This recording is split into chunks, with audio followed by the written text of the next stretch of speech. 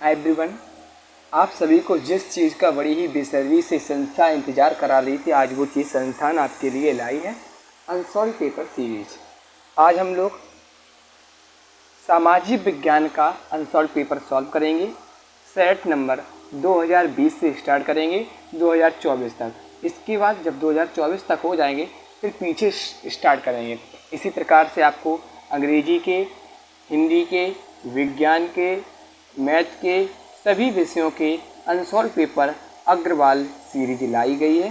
ठीक है, चलिए अपनी साइट पर चलते हैं। प्यारे, अभी तक किसी ने मेरा चैनल सब्सक्राइब नहीं किया, प्लीज़ चैनल को सब्सक्राइब कर लीजिए, क्योंकि यहाँ से आपको मिलने वाले हैं अनसॉल्व सीरीज। यदि आप लोग कमेंट में मुझे चीज़ें, मैं जिस चीज़ के लिए बताऊँगा वो चीज़ अगर लिखते हैं तो आपको मैं सॉल्व करके लिख कर लाऊँगा कॉपी में। ठीक है, चलिए आगे। जिस प्रकार से पेपर के ऊपर 2020 का सेट नंबर NX नंबर 1 है। ठीक है, जैसे कि आपको 3 घंटे 15 मिनट दिए गए हैं इसे पढ़ने के लिए। चलिए, जो जैसे कि आपके पेपर में 20 नंबर के MCQ आते हैं उन पर चर्चा कर लेते हैं। फर्स्ट क्वेश्चन क्या है, ध्यान से पढ़ना। 1848 की फ्रांसीसी राज्य क्रांति के फलस्वरूप, मतलब 1848 की फ्रांसीसी राज्य क्रांति के फलस्वरूप क्या हुआ था? निरंकुश राजतंत्र की स्थापना हुई थी, सीमित राजतंत्र की स्थापना हुई थी, सैन्य शासन की स्थापना हुई या गणतंत्र की स्थापना हुई? ठीक है, यहाँ पर आपको ऑप्शन 4 दिए गए, कौन सा ठीक है? ये चैप्टर नंबर 1 से इतिहास के से लिया गया। यूरोप में जो यहाँ पर 1848 की फ्रांस की राज्य क्रांति के फलस्वरूप क्या हुआ था? गणतंत्र की स्थापना हुई थी। ठीक है, ऑप्शन नंबर डी यहाँ पर आपका करेक्ट हो। फिर नेक्स्ट प्रश्न पे चलते हैं। महामंदी का प्रारंभ किस वर्ष हुआ था? ये जो महामंदी थी, ये चैप्टर नंबर आपका जो 2 है उससे लिया गया है। महामंदी का प्रारंभ किस वर्ष से हुआ था?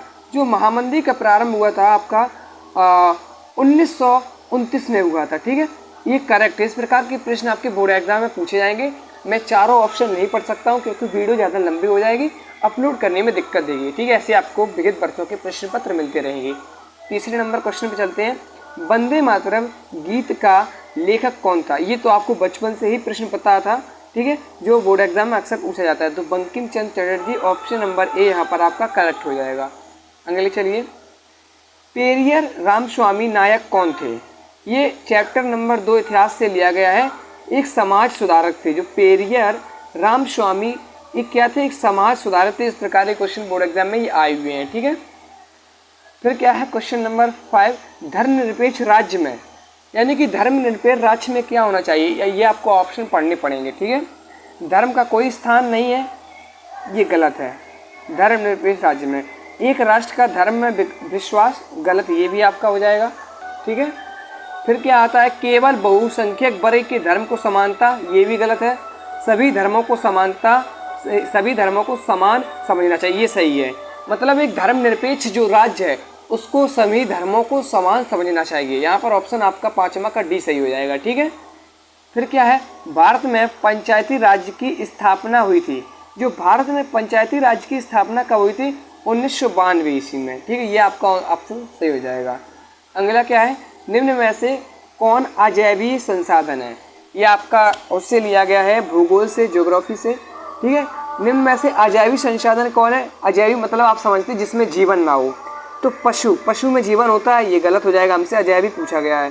पौधों में भी जीवन होता है, लेकिन इसमें अजैविक पूछा गया, ये भी गलत। मछलियों में जीवन, तो चट्टानें एक ऐसी अजैविक संसाधन, इनमें जीवन नहीं होता है। यहाँ पर ऑप्शन नंबर आपका एकदम करेक्ट हो जाएगा। ठीक है, 8वें प्रश्न पर चलते हैं। निम्न में से कौन सी खरीफ की फसल है? खरीफ की फसल कौन सी है? यहाँ पर जो खरीफ की फसल है, चना है, धान है, कपास है, बी तथा सी दोनों है। तो यहाँ पर जो डी आपका सही हो जाएगा। बी और सी ये कैसी हैं? खरीफ की फसल, धान और कपास। ठीक है, अब आपने क्वेश्चन नंबर 9 पर चल। क्वेश्चन नंबर 9 क्या कह रहा है?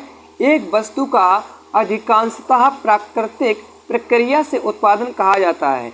एक वस्तु का अधिकांशतः जो प्राकृतिक प्रक्रिया से उत्पादन होता है वो क्या होता है? जो प्राकृतिक प्रक्रिया से जो उत्पादन होता है वो प्राथमिक क्षेत्र होता है। जैसे कि प्राथमिक क्षेत्र आप लोगों ने पढ़ा होगा, जैसे कि गन्ना की बुवाई, ये सब। गन्ना हमें कहाँ से प्राप्त होता है? प्राथमिक क्षेत्र से। ठीक है, ये इसका एक एग्जाम्पल था। क्वेश्चन नंबर 10 में क्या है, झारखंड का कोडरमा अग्रणी उत्पादक है, तो क्या है यहाँ पर आपका भ्रमक। ऑप्शन नंबर ए यहाँ पर सही हो जाएगा। ठीक है, देखते हैं कौन 20 में से 20 सही करेगा। आपको इस प्रकार के मॉडल पेपर जहाँ से भी मिले आपको बस सॉल्व करना है, देखना है एक बार। ठीक है, जहाँ से मिले यदि आपको टॉप करना है। पंजाब में भूमि निगमनीकरण का प्रमुख कारण क्या है। पंजाब में जो भूमि का जो निगमनीकरण हुआ इसका प्रमुख कारण क्या है। देखिए क्या कारण है, खनन क्रिया है कि अनुमूलन है कि अत्यधिक सिंचाई या अति पशुचरण है। यहाँ पर क्या है, अत्यधिक सिंचाई। ठीक है, ऑप्शन आपका सी सही हो जाएगा। निम्न में से किस राज्य की प्रति व्यक्ति आय सर्वाधिक है। सबसे ज़्यादा जो प्रति व्यक्ति आय है वो आपकी किसकी, हरियाणा की है। ठीक है, ये ऑप्शन यहाँ पर आपका ठीक हो जाएगा। 1930 में दलित वर्ग एसोसिएशन की स्थापना निम्न में से किस नेता द्वारा की गई थी। ठीक है, तो किस नेता द्वारा 1930 में दलित वर्ग एसोसिएशन की स्थापना की गई थी। तो यहाँ पर जो 13वां प्रश्न है उसका option number doctor Bhimrao Ambedkar, ये आपका करेक्ट हो जाएगा। ठीक है, चलिए अगले प्रश्न पर चलते हैं। 14 नंबर, निम्न में से कौन सा वर्ग केंद्रीय शक्ति का कहा जाता है। कौन सा वर्ग केंद्रीय शक्ति का कहा जाता है। जर्मनी, ऑस्ट्रिया, हंगरी और ऑटोमन टर्की, या जर्मनी, रूस या फ्रांस, या ब्रिटेन, जर्मनी, फ्रांस, या जापान, रूस, इटली। क्या पूछा गया, निम्न में से कौन सा वर्ग केंद्रीय शक्ति कहा जाता है। यहाँ पर ए आपका सही हो जाएगा। जर्मनी, ऑस्ट्रिया, हंगरी और ऑटोमन टर्की, ये आपके क्या है, केंद्रीय शक्ति है। ये यहाँ पर आपका करेक्ट हो जाएगा। ठीक है, अगला क्या है प्रश्न नंबर, अब हम प्रश्न नंबर चलते हैं 15वें पर। प्रश्न नंबर 15वां क्या कह रहा है, निम्नलिखित में से कौन एक स्वाभाविक संसाधन है। स्वाभाविक संसाधन कौन सा है, यहाँ पर कोयला है, पेट्रोलियम है, पवन ऊर्जा है, बॉक्साइड है। ठीक है, जो पवन ऊर्जा है वो आपका क्या है, स्वाभाविक संसाधन है। 15वें का आपका सी नंबर करेक्ट हो जाएगा। ठीक है, अगले चलते हैं। देखिए प्रश्न नंबर 16वां क्या कह रहा है, सैलस और बनी खेती किसे कहा जाता है। सैलस और बनी खेती किसे कहा जाता है। हल बैल की खेती को, मशीनों की खेती को, निर्वाह मूलक खेती या झूम खेती को किसे कहा जाता है। यहाँ पर जो 16वां का ऑप्शन नंबर जो डी है, झूम खेती, इसे कहा जाता है। ठीक है, सैलस और वन खेती, झूम खेती को कहा जाता है। डी आपका एकदम से करेक्ट हो जाएगा। ठीक है, अगले प्रश्न पर चलते हैं। प्रश्न नंबर अब आपका 17वां का कह रहा है, बांधों को आधुनिक भारत के मंदिर किसने कहा था। जो बांधो है उसको भारत को आधुनिक भारत का मंदिर किसने कहा। गांधी जी ने कहा, सरदार पटेल ने कहा, नेहरू जी ने कहा, या इंदिरा गांधी जी ने कहा।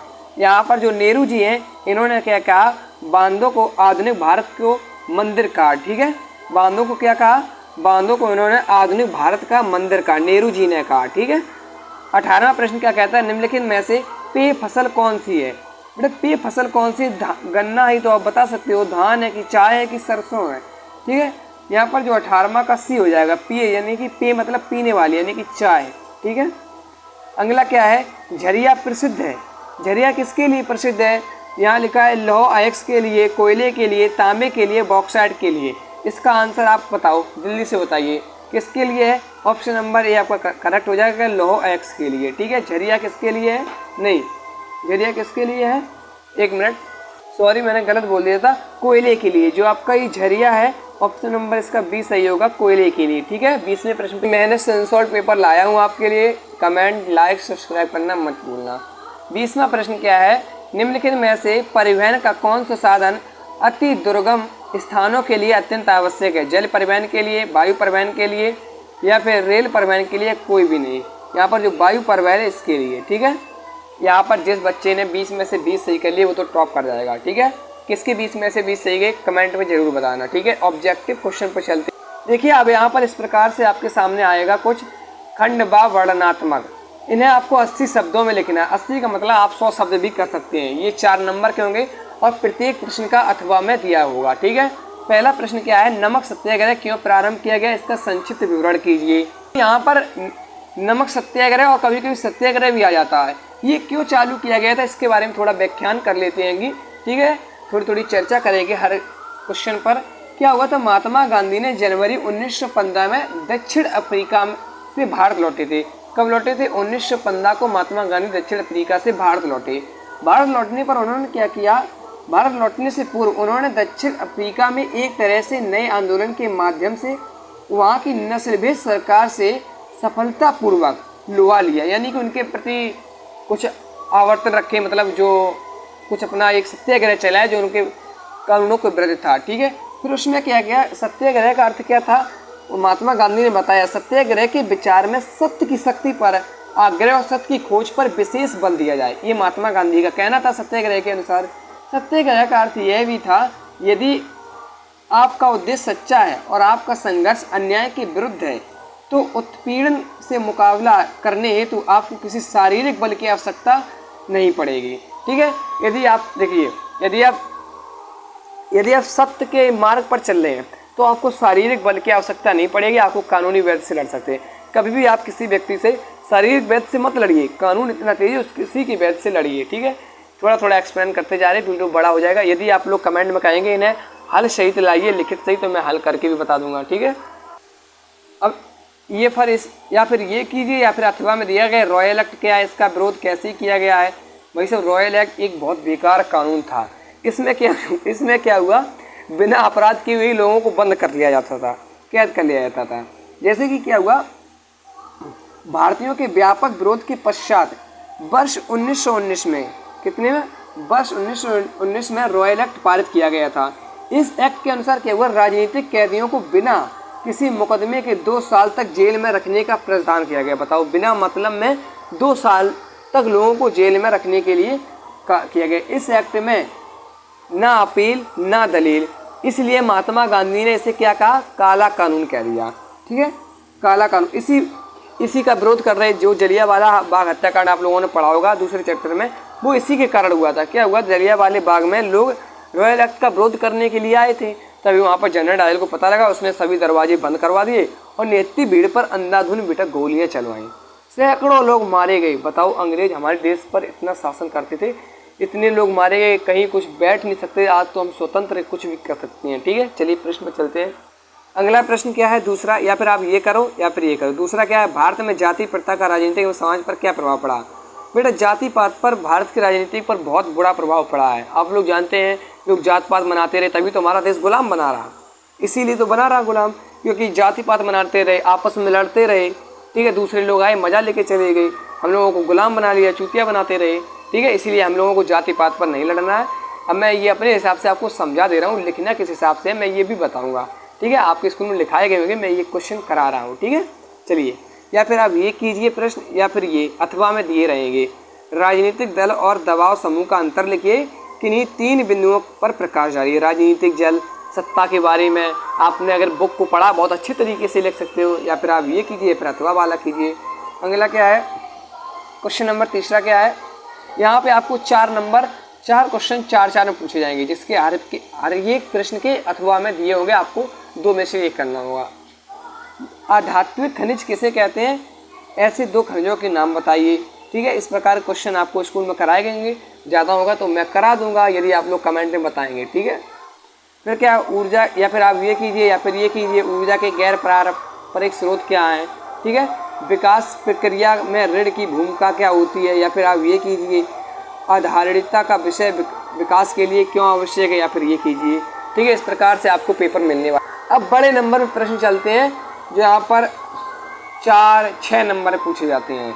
ठीक है, वर्णनात्मक प्रश्न लगभग 150, यानी कि आपको कितने लिखने हैं, 200 शब्द लिखने हैं कम से कम। यहाँ पे 150 बताए, उससे काम थोड़ा चलेगा, आपको 200 तक लिखनी है। असहयोग आंदोलन क्यों प्रारंभ किया गया, असहयोग आंदोलन के 4 कारण लिखिए, मैं बता रहा हूँ 4 कारण, सुन लीजिए। असहयोग आंदोलन क्या हुआ था, महात्मा गांधी ने भारतीय राजनीति में प्रवेश ब्रिटिश सरकार के सहयोगों के रूप में किया था, क्योंकि इन्हें ब्रिटिश सरकार की ईमानदारी व न्याय पर विश्वास था।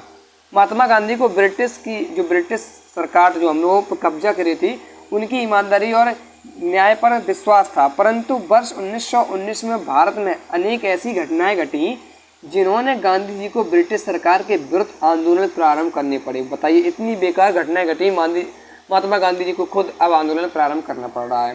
ठीक है, आंदोलन के कारण, इसमें 4 कारण पूछे गए, मैं आपको 4 कारण बता देता हूँ, सुन लीजिए। क्या 4 कारण थे, पहला कारण क्या है, असहयोग आंदोलन के निम्नलिखित 4 कारण हैं। देखिए, प्रथम विश्व युद्ध के बाद आर्थिक कठिनाइयों के कारण महंगाई बहुत बढ़ गई। मध्य वर्ग एवं निम्न वर्ग इस महंगाई से अत्यधिक परेशान हो गए। ठीक है, पहला कारण आपका ये रहा। दूसरा कारण क्या है, इन परिस्थितियों ने भारतीयों में ब्रिटिश विरोधी भावनाओं का प्रसार करा।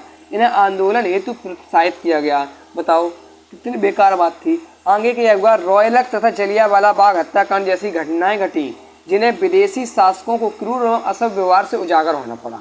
जलियांवाला बाग हत्याकांड सबसे बेकार हत्याकांड था। इसमें सैकड़ों लोगों की, निहत्ती लोगों की जानें चली गई। ठीक है, और चौथा कारण क्या है, एक सिंपल सा कारण और चौथा बता दे रहा हूँ। पंजाब में अत्याचारों के संबंध में हंटर कमेटी की सिफारिशें जो हुई थी, उनकी आंखें खोल दी गई थी इस एक्ट के तहत। बस यही 4-5 कारण आपको लिख देने। आपको इसमें या फिर इसमें ये करना हो या फिर ये कीजिए। ठीक है, इसमें से आपको एक करना है। छठवां प्रश्न क्या है, अपने देश में महिलाओं को सामाजिक और राजनीतिक अधिकार दिए जाने के पक्ष में 3 तर्क लिखिए। क्या इन्हें किसी संवैधानिक संस्था से आरक्षण प्राप्त है? ये बहुत अच्छा प्रश्न है, हर बार बोर्ड एग्जाम में पूछा जाता है। ठीक है, इसे आप तैयार करके जाना, या फिर आप ये कीजिए छठवां में, या फिर ये कीजिए, या फिर ये विधायकों तथा संसद सदस्यों में दल बदल करने में से रोकने के लिए संविधान में संशोधन की आवश्यकता क्यों पड़ती है? ये भी बहुत महत्वपूर्ण प्रश्न है, इसे भी तैयार कीजिए। ठीक है, 7वां प्रश्न क्या है, उद्योगों का एक संक्षिप्त वर्णन प्रस्तुत कीजिए। जो उद्योग है उनका एक संक्षिप्त वर्णन प्रस्तुत कीजिए। ठीक है, या फिर ये कीजिए, या फिर ये प्रश्न कीजिए, या फिर ये भारत में संचार के संसाधनों का वर्णन कीजिए। इनमें से एक को आप करना है। ठीक है, फिर क्या है अगला जो 8वां प्रश्न है, विदेश व्यापार विभिन्न देशों के बाजारों के एकीकरण में किस प्रकार की सहायता करता है, संक्षेप में समझाइए। ये तीसरा चैप्टर से इतिहास से लिया गया। ये बहुत महत्वपूर्ण प्रश्न है, ये तीसरा चैप्टर अभी महत्वपूर्ण प्रश्न है। ठीक है, ये प्रश्न आप तैयार कर लेना। आपको एक प्रश्न करना है, हर प्रश्न के आपको अथवा में दिए गए हैं। या फिर ये कीजिए, उपभोक्ता के अधिकारों की व्याख्या कीजिए। मैं अभी बता रहा हूँ इनके अधिकारों की, ताकि जैसे कि कुछ अधिकार मैं बताने जा रहा हूँ। उपभोक्ता सुरक्षा जो अधिनियम वो आपको कैसे लिखनी है, पहले आपको लिखना है और हेडिंग डाल के लिख लेना। क्या मैं आपको लिखना भी बताऊंगा, एग्जाम टाइम में कॉपी लिख कर लाऊंगा कैसे आपको लिखना है, पहले समझ लीजिए। उपभोक्ता सुरक्षा जो अधिनियम था 1986 ईस्वी में उपभोक्ताओं के अधिकारों की सुरक्षा का बहुत महत्वपूर्ण कानून उपाय है। इसमें नीति कुछ महत्वपूर्ण उपभोक्ता अधिकार दिए गए। इस प्रकार से आपको पहले लिख लेनी है। फिर लिख लेना सुरक्षा का अधिकार, सूचना पाने का अधिकार, चुनने का अधिकार, सुनवाई का अधिकार, शिकायत निपटाने का अधिकार। इस प्रकार से आपको चीज़ों को लिख देना इन्हीं के बारे में। जैसे सुरक्षा का अधिकार क्या है, उपभोक्ताओं को यह अधिकार दिए गया है कि वो ऐसी सभी वस्तुओं की बिक्री से अपना बचाव कर सके जो उनके जीवन तथा संपत्ति आदि के लिए हानिकारक सिद्ध हो सकते हैं। ऐसे आपको लिख लेना है। ठीक है, यहाँ पर आपको टोटल कितने प्रश्न पूछे जाएंगे, 1 से लेके 8 प्रश्न जो लिखने होंगे। जो छोटे नंबर में हो गए वो 4 होंगे, बड़े नंबर में भी 4 होंगे, और सबका एक एक अथवा में दिया होगा। अब मानचित्र पर चल, मानचित्र कुछ संबंधी प्रश्न है। जैसे कि आपसे ये पूछा जाएगा कि कैसे पूछा जाएगा, निम्नलिखित स्थानों को भारत के मानचित्र इस चिन्ह द्वारा आपको प्रकट करना है। मानचित्र आपको बोर्ड एग्जाम में दिया गया होगा। आपको जो यहाँ पर चिन्ह बताया जाएगा, जरूरी नहीं कि यही चिन्ह आए, अनेक प्रकार के चिन्ह आ सकते हैं। जैसे कि यहाँ पर बताया कि इस चिन्ह से प्रकट कीजिए, तो वह स्थान जहाँ सितंबर 1920 में कांग्रेस का अधिवेशन हुआ था आपको मानचित्र में दर्शाना है। ये यहाँ पर आपको हाफ ऑफ नंबर में पूछे जाते हैं। ठीक है, जैसे कि यहाँ पर वह स्थान जहाँ जलियांवाला बाग हत्याकांड हुआ था, कहाँ हुआ था, अमृतसर में हुआ था। आपको इस चिन्ह से ऐसे दर्शा देना है। ठीक है, आगे क्या है, फिर वह स्थान जहाँ 1927 में कांग्रेस का अधिवेशन हुआ था। कांग्रेस का अधिवेशन कहाँ हुआ था, चेन्नई में हुआ था। 1927 में कांग्रेस का अधिवेशन कहाँ हुआ था, चेन्नई में हुआ था। फिर क्या, वह स्थान जहाँ सूती मिल श्रमिकों का सत्याग्रह हुआ था, कहाँ हुआ था, अहमदाबाद में हुआ था। वह स्थान जहाँ पर 1929 में कांग्रेस का अधिवेशन हुआ, लाहौर में हुआ था। मैं आपको ये सब उस पर कराएंगे, किस पर, संडे वाले दिन मैं कराऊंगा, उसके लिए एक अलग से क्लास बना दूंगा, मैप पर कराऊंगा। ठीक है, यहाँ पर फिर क्या है, निम्नलिखित को भारत के मानचित्र पर दर्शाइए। जैसे कि नागा अर्जुन सागर बांध इस चिन्ह से दर्शाना है। कहाँ पे है नागा अर्जुन, कृष्ण नदी पर है। ठीक है, फिर क्या है, कपास उत्पादन का एक क्षेत्र इस चिन्ह द्वारा दर्शाइए। तो जैसे कि गुजरात, महाराष्ट्र। ठीक है, बॉक्साइड उत्पादन का एक क्षेत्र इस प्लस चिन्ह द्वारा दर्शाइए। तो ये कहाँ पर है, उड़ीसा, छत्तीसगढ़ में। हैदराबाद नगर इस चिन्ह द्वारा दर्शाइए, तो कहाँ है, तेलंगाना में। ठीक है, फिर क्या है, ब्रह्मपुत्र नदी इस चिन्ह से प्रकट कीजिए। अरुणाचल प्रदेश में। आपको इन्हीं चिन्हों से प्रकट करना है। यदि आप इन चिन्हों से प्रकट नहीं करते तो आपको बोर्ड एग्जाम में नंबर ना मिलने वाला। ठीक है, जो व्यक्तियों दृष्टिबंधित हैं, जिनकी आंखें नहीं है, कम दिखता नहीं है, वो इस प्रकार के प्रश्न करेंगे। ठीक है, ऐसे ही आपको अनसॉल्व पेपर मिलते रहेंगे। यहाँ पर मैंने फर्स्ट सेट कंप्लीट कर लिया 2020 का, ऐसे ही मैं 7 सेट कंप्लीट कर लेंगे। तब तक के लिए टेक केयर, बाय बाय। मेरे चैनल को सब्सक्राइब करना मत भूलना। कल आपको हिंदी मैथ सभी के मिलेंगे और इम्पोर्टेंट क्वेश्चन मैं मैथ के डेली डालता हूँ। Thank you, bye bye.